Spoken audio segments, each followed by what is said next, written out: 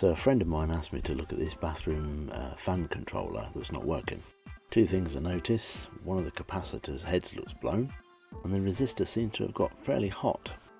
I'm going to have to make a test lead up for this job, as I've got two lives and one neutral. The standard 13 amp plug only has one live, so using ferrules on the end of the wires, I'll double up the live with the earth wire and make sure I colour code it, remembering of course to separate them at the other end and still colour code it. I had to make some fly wires as the terminal block on the controller was too small. First thing I'm going to do is change the dodgy capacitor, making sure I get the positive and negative the right way around.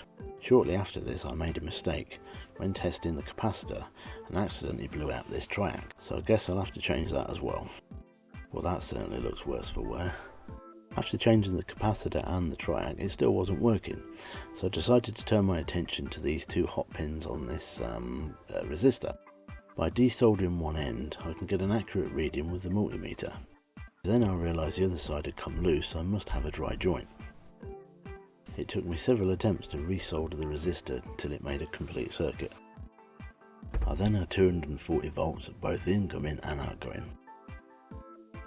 Before reassembly, I'm just going to check the fan motor's voltage. After reassembling the fan correctly, I then tested it to make sure it worked.